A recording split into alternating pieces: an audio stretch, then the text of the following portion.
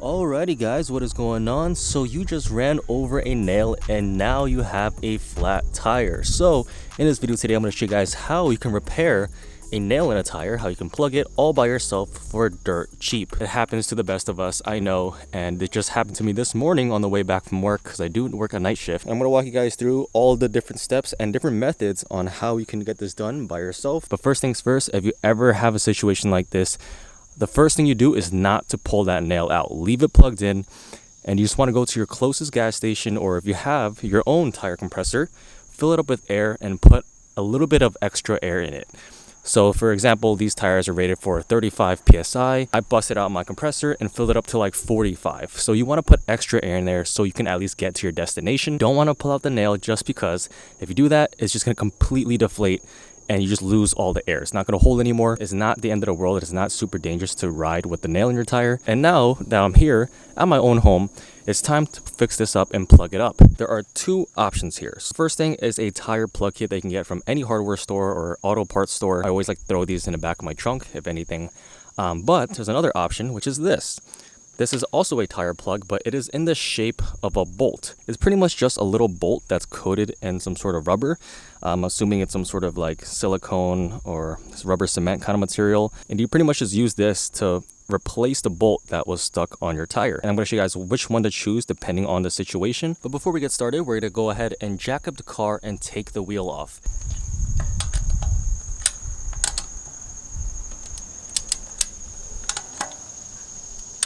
So as you can see, that little plate of that square rectangular piece, that's exactly where the jack goes.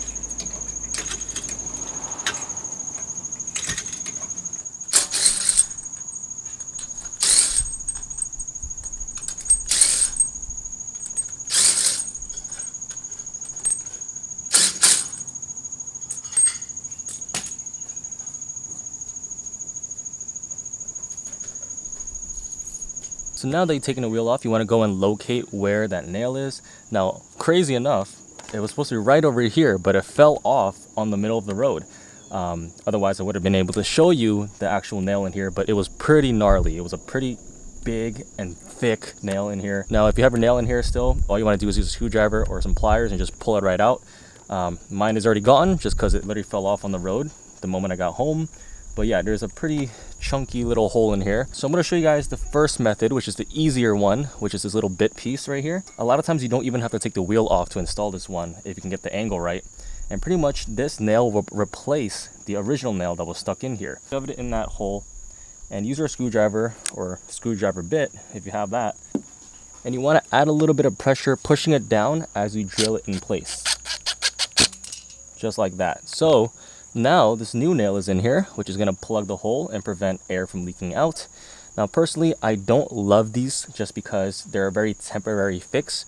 Yes, you'll be fine, it's safe to run on, but over time I notice as the tire expands, as it cools down, the temperature differences, because this is a piece of metal, it eventually will chew through and either go straight into the tire or it pops off. So if you are going to go with this method, it'll last you probably a few weeks to a few months.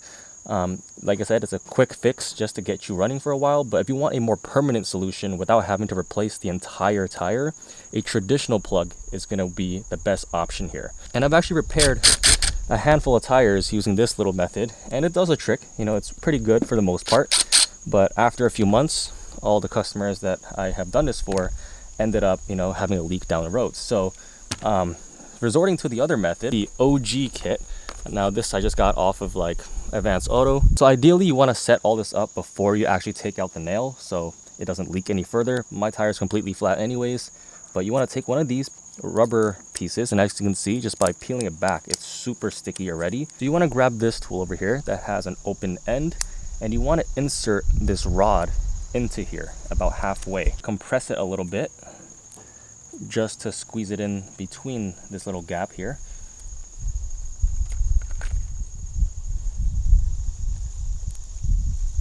You want to pull it through about halfway or so, just like that. And you want to add a generous amount of this stuff onto the actual plug. So just squirt a little bit on here, spread it out all over.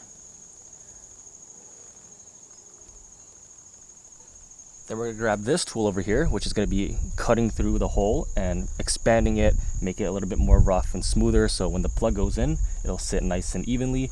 So what I like to do is I actually coat this with part of that glue material, just a little bit. All you do is take this tool, jam it into that hole,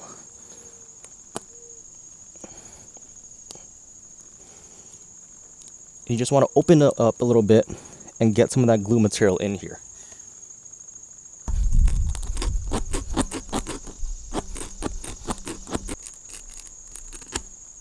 Alright, now that you roughened it up, it's ready to put your plug in here. And the way this works is you stab it in all the way, and you want to leave a little bit of an edge of the material. And once you get it in there, you want to pull it back out, and it should release the plug into the hole. So you make sure you line it up correctly.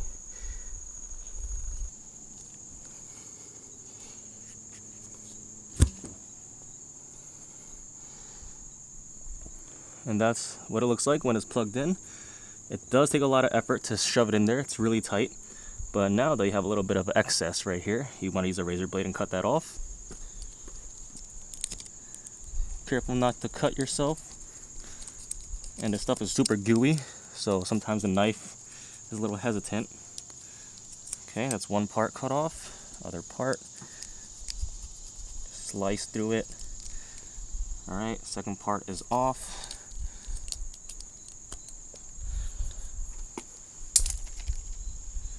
And I like to add a little bit of this stuff, the rubber cement glue. Just dabble it in there.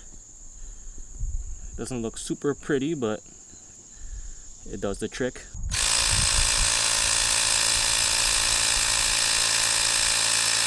Alrighty, so we just filled up the air in the tires, and as you can see, this is the final look. Just looks like a whole bunch of goop on here. But yeah, pretty simple, straightforward repair kit. And all you gotta do is put the wheel back on the car and drive it and make sure everything's okay.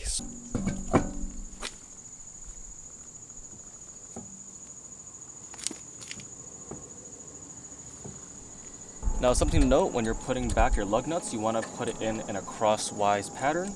That way you'll have an even surface rather than a sort of shaky one. But just put this bolt in and you want to go across.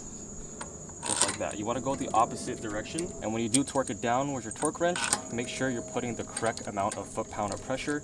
Most cars are going to average around like 90 to 100 foot-pound. I like to just do 95 as a universal number, but always check with your manufacturer and make sure that you have the correct torque spec, because you don't want your wheels falling off on the middle of the road.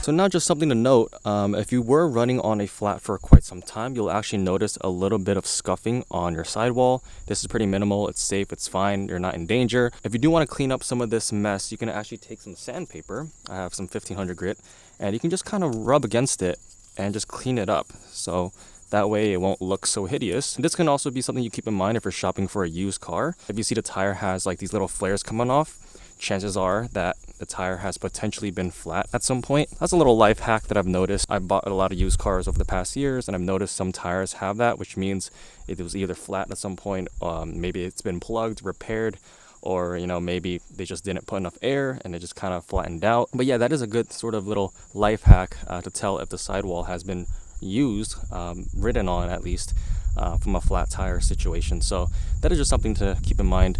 But yeah, if you just take some sandpaper, maybe if you use a more rougher grit, it'll be easier, because I'm using a very fine grit right now. For example, if I look at this tire right here, this one's totally fine. It's never been flat and it's fully smooth.